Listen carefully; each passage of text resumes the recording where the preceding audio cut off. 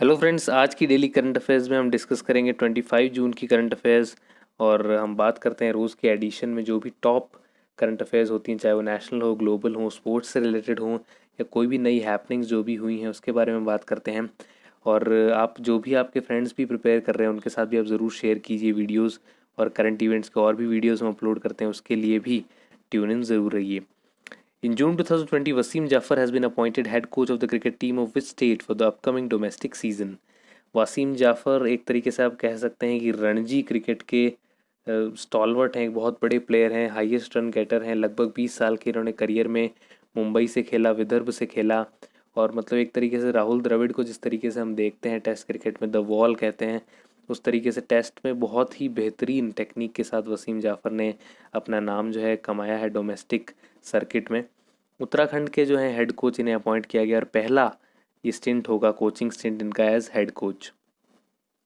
In June 2020, which country successfully launched the last satellite of its Beidou navigation satellite system? China जो है वो US के जो है एक्सपीरियंस को देखते हुए उनका जो जीपीएस सिस्टम है उसको देखते हुए ये भी लॉन्च कर रहे हैं, नेविगेशन सैटेलाइट्स लॉन्च कर रहे हैं। और इसकी जो लास्ट सैटेलाइट थी वो चाइना ने लॉन्ग मार्च 3B रॉकेट को यूज़ करके अब लॉन्च कर दी है और इससे अब चाइना भी एक स्पेस पावर की तरह उभर रहा है। In June 2020, the president of which country has suspended H1B and other temporary work permits for protecting local workers who are facing unemployment due to the spread of COVID-19? अब आप या तो इसे पॉलिटिकल मूव भी कह सकते हैं, जो कोरोना वायरस की वजह से यूएसए में अनएम्प्लॉयमेंट रेट्स काफ़ी हाई हो गई हैं उसका एक रिज़ल्ट कह सकते हैं। ये H1B है, L1 है, J1, H2B जैसे वीज़ाज़ को सस्पेंड कर दिया गया है अब दिसंबर 31, 2020 तक। इस पर हमने एक स्पेशल करंट अफेयर इवेंट्स का वीडियो बनाया, वो आप ज़रूर चेक कीजिएगा पूरा, अगर आप कॉन्सेप्ट समझना चाहते हैं कि क्या है। मैं शॉर्ट में आपको बता देता हूँ। इंडियन टेक प्रोफेशनल्स हैं जो काफ़ी वहाँ काम करते हैं, उनको नुकसान होगा। साथ ही साथ यूएस टेक कंपनीज़ भी इंडियन टैलेंट को मिस करेंगी। In June 2020, Amish Tripathi has announced the launch of his new book, Legend of Suheldev, the King Who Saved India. Which of the following publications has published the book? Westland publications जो है अमीश त्रिपाठी की इस book को publish करेंगी, जो कि उनकी ये नई बुक है। अमीश त्रिपाठी माइथोलॉजी की बुक्स लिखने के लिए बहुत जाने जाते हैं और मैं पर्सनली आपको कहूँगा शिवा ट्रायोलॉजी रिकमेंड करूँगा, बहुत ही बेहतरीन बुक है। और ये जो इनकी नई बुक है, महमूद ऑफ गजनी ने जब इन्वेड किया था इंडिया को और सोमनाथ टेम्पल को लूटा था, उसके बाद की ये कहानी है। तो ईगरली से सब वेट कर रहे होंगे Amish Tripathi fans. ISRO has got an Indian patent for its liquid cooling and heating garment. The patent is valid for how many years from the date of application? That is February 8, 2016. लगभग 20 साल के लिए इसका patent valid होगा और space application के लिए इसका मेन जो है डेवलपमेंट किया गया है। और बायो कंपैटिबल फैब्रिक्स जो हैं उसका इस्तेमाल करके इस जो ड्रेस को है जितना हो सके कंफर्टेबल बनाया गया है और स्वेट रिमूवल की भी इसमें जो है सुविधा है। इसरो का फुल फॉर्म बताने की ज़रूरत नहीं होनी चाहिए वैसे, पर इंडियन स्पेस रिसर्च ऑर्गेनाइजेशन उसका फुल फॉर्म है। The PM cares fund trust has allocated ₹2000 crore for supply of how many made in India ventilators to government run Covid hospitals in all states and UTs. लगभग 50,000 ventilators जो हैं made in India जो हैं develop किए जाएंगे PM cares fund के पैसे को इस्तेमाल करके। और इसमें से लगभग 30,000 वेंटिलेटर तो भारत इलेक्ट्रॉनिक्स लिमिटेड अकेला बनाएगा। अभी तक जो है लगभग 3,000 वेंटिलेटर्स का काम पूरा हो चुका है। अंडर द इंदिरा रसोई योजना the Rajasthan government will spend how many rupees every year on the scheme. जैसे अम्मा कैंटीन के बारे में हम सुनते हैं, महाराष्ट्र में भी एक ऐसी ही स्कीम है से ऑन द सेम ग्राउंड्स। जो भी पुअर लोग हैं उन्हें कैसे कंसेशनल और कैसे कम रेट्स पर दो वक्त की रोटी दी जाए, 2 टाइम की मील जो है उन्हें दी जाएगी एक दिन में।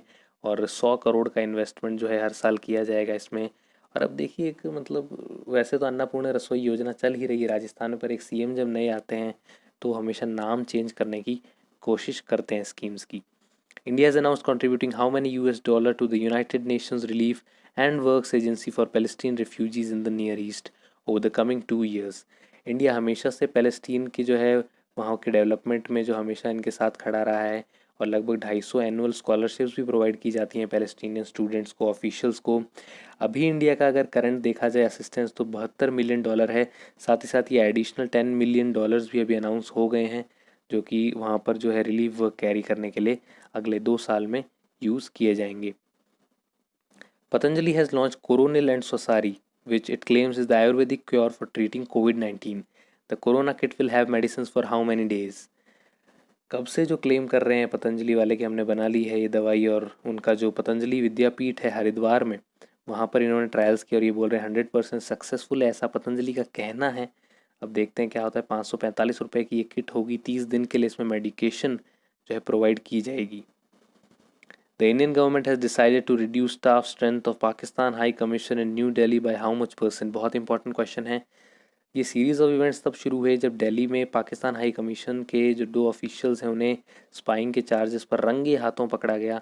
उसके बाद जो है पाकिस्तान ने इंडियन हाई कमीशन जो है वहाँ से हमारे 2 ऑफिशियल्स को काफ़ी मिसट्रीट किया गया, और उसके बाद से ये डिसाइड किया है इंडिया ने कि वियना कन्वेंशन को जो है वायलेट कर रहा है पाकिस्तान, और इसीलिए लगभग 50% स्टाफ जो है कम किया जाएगा दोनों कमीशंस में 1 हफ्ते के अंदर अंदर। तो मैं कहूँगा जो भी यूपीएससी के लिए तैयारी कर रहे हैं वो भी ज़रूर वियना कन्वेंशन वगैरह पढ़िए, हाई कमीशन के बारे में पढ़िए, ये एक इम्पॉर्टेंट टॉपिक हो सकता है।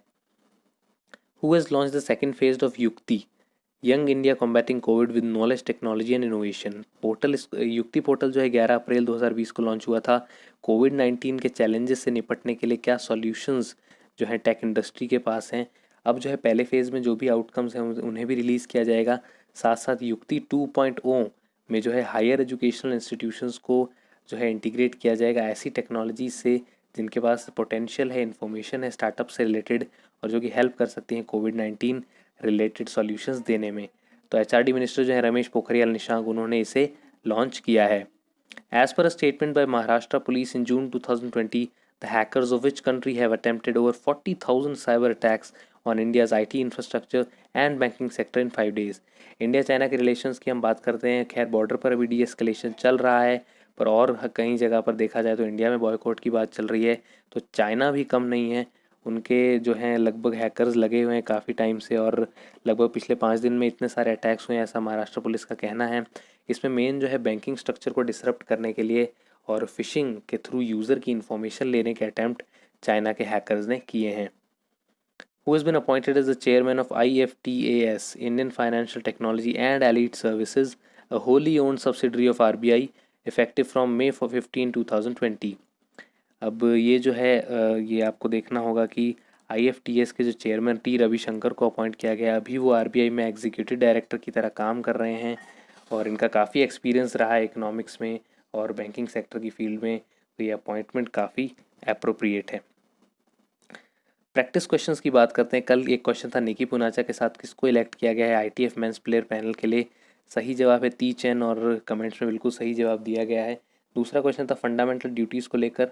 पार्ट 4A के कॉन्स्टिट्यूशन पार्ट 4A में है फंडामेंटल ड्यूटीज़, आर्टिकल 51A है, टोटल 11 ड्यूटीज़ हैं, और स्वर्ण सिंह कमेटी की रिकमेंडेशन पर इन्हें कॉन्स्टिट्यूशन में इनकॉर्पोरेट किया गया था। आज के प्रैक्टिस क्वेश्चन के लिए, as per the latest data BSE is at which rank among the world's 10 largest exchanges. Bombay stock exchange की आपको रैंक बतानी है। हिंद स्वराज की बुक के ऑथर कौन है, इन चारों में से आपको बताना है। तो उम्मीद करता हूँ आपको वीडियो पसंद आया होगा। लाइक कीजिए, शेयर कीजिए, सब्सक्राइब कीजिए चैनल को। H1B वीज़ा के लिए पूरी इन्फॉर्मेशन के लिए वीडियो अवेलेबल है, वो जाके ज़रूर चेक कीजिएगा। Thank you.